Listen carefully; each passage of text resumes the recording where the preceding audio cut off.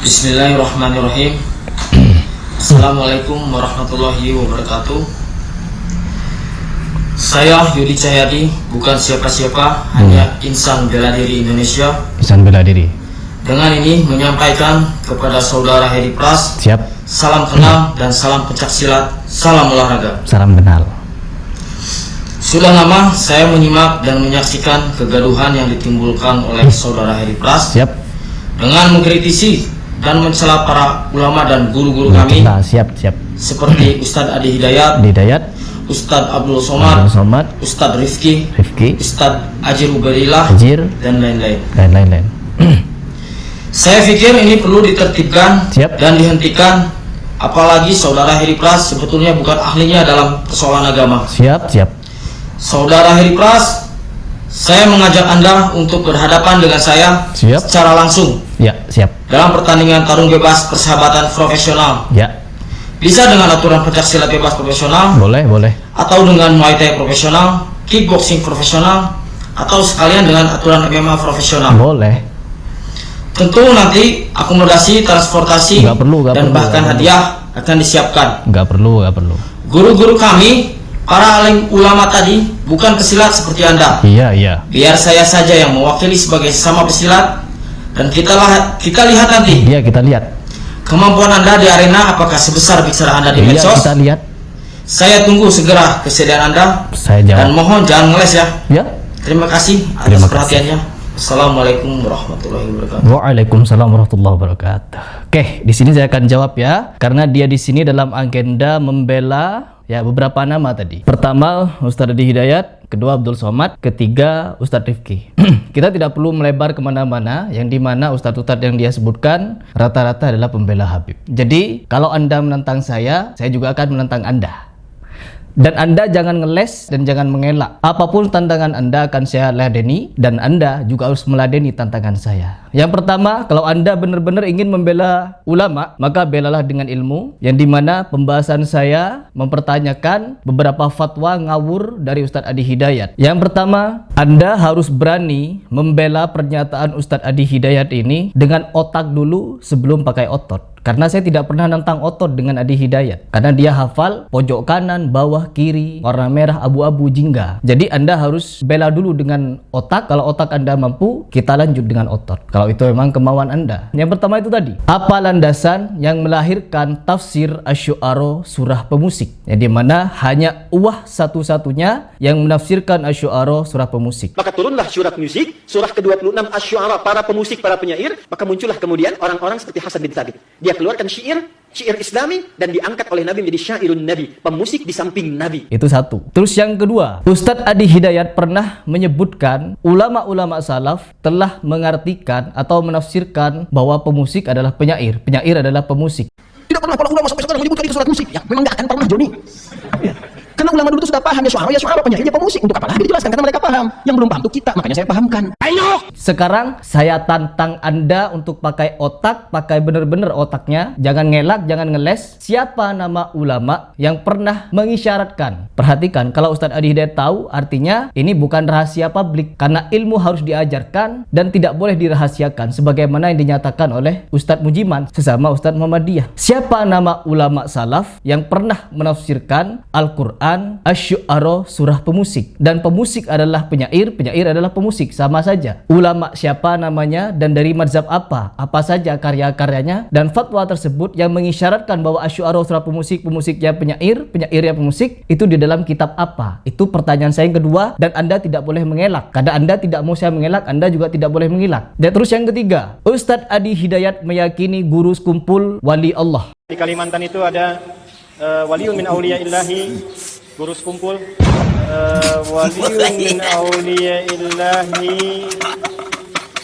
guru sekumpul. Dan seharusnya wali Allah itu jauh dari sifat kedustaan, pembohong. Sedangkan guru sekumpul pernah menyatakan atau mengajarkan kepada jemaahnya beberapa hadis palsu. Yang pertama, hadis kopi. Minum kopi selama rasa atau bau kopi masih ada di rongga seseorang, maka malaikat semuanya mintakan kepada Allah supaya dosa orang itu diampuni oleh Allah Subhanahu wa taala. Yang kedua, hadis tentang siapa yang melihat wali dan wali melihat dia, maka dia akan masuk surga. Anda mempunyai wali-walinya banyak. Rijal itu wali-wali, juga latihan bisa begini. Apabila si wali ini melihat kepada seseorang sekali aja ini melihat muntah, makanya sesuatu aja syahidah syahadatan la yasqa ba'da abadan. Orang itu menjadi ahli surga, maka bisa diubah. Hadisnya sahih. Memang orang ini sengaja bikin hadis palsu. Ciri hadis palsu itu ya, salah satunya kalau bertentangan dengan akal sehat, itu pasti palsu itu. Sedangkan Nabi saja melihat para sahabat, melihat Fatimah, melihat Hasan Hussein, Nabi tidak pernah berfatwa bahwa siapapun yang dilihat Nabi akan masuk surga dan siapapun yang melihat Nabi akan masuk surga. Tidak ada. Surga bukan hanya dihargai dengan sebatas melihat-melihat saja. Itu pertanyaan saya yang ketiga tentang guru sekumpul. Beberapa hadis palsu yang disampaikan. Hadis palsu yang diajarin guru sekumpul banyak. Apakah itu wali Allah? Terus yang keempat, masih berkaitan dengan guru sekumpul yang selalu dia bela-bela bahwa guru sekumpul pernah bercerita dia gugur dari kursi roda karena lututnya dicium Nabi ketika Nabi bangkit dari kubur, bergetar kuburnya, bangkit dari kubur lalu mencium lutut guru sekumpul dan disaksikan oleh banyak orang. Ada rekam jejak digitalnya dan itu tidak bisa mengelak. Lagi-lagi guru sekumpul berdusta atas nama Nabi bangkit dari kubur. Apakah kalian percaya? Terus yang kelima, Ustadz Adi Hidayat pernah menyatakan akan menggandeng Prabowo masuk surga, berjanji akan menggandeng Prabowo masuk ke dalam surga.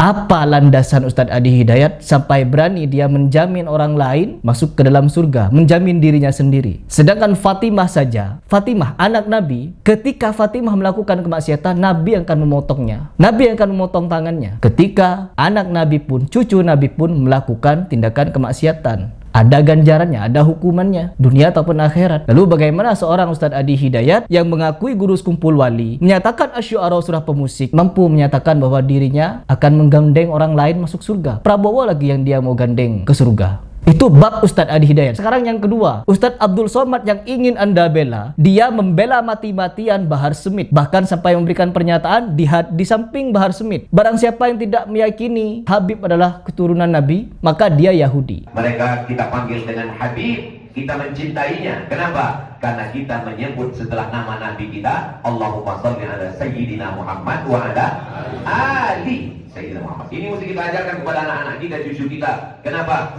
Kalau tidak nanti dia akan menjadi pembenci. Lalu apa bedanya dengan Yahudi, dengan orang munafik, dengan orang fasik? Ini bentuk pembelaan Ustadz Abdul Somad kepada Bahar Smith. Sekarang saya minta Anda untuk membela Bahar Smith juga sebagai orang yang dibela oleh Ustadz yang ingin Anda bela dengan pakai otot. Sekarang saya minta Anda untuk memberikan pembelaan kepada dua pernyataan Bahar Smith, yang dimana Bahar Smith pernah mengajarkan suatu hadis. Ketika seseorang membacakan Yasin, Rasulullah SAW berkata, fadilah daripada Yasin, siapa yang membaca Yasin, Allah Subhanahu wa taala akan menyediakan di surga 99 istana yang temboknya terbuat dari emas putih, tanahnya terbuat dari kasturi. Di setiap satu istana ada 99 kamar. Di setiap satu kamar ada 99 ranjang. Di setiap satu ranjang 99 kasur. Di setiap satu kasur 99 bantal. Di setiap satu bantal 99 bidadari yang Allah persiapkan bagi orang yang membaca Yasin. Dan tidak berhenti sampai di situ.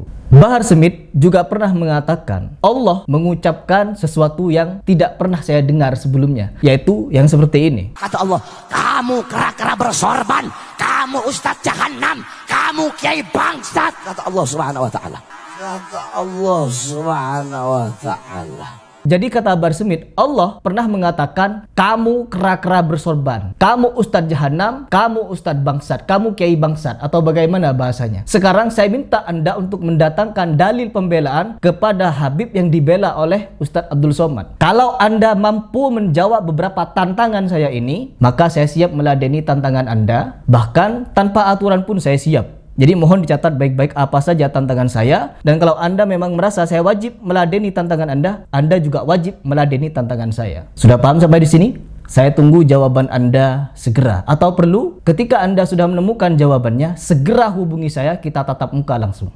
Gak perlu bicara masalah transport, Anda kalau perlu saya transportin. Begitu. Demi agama ini, dari fatwa-fatwa ngawur yang selama ini bertebaran di media sosial dan dianggap suatu kebenaran. Camkan itu.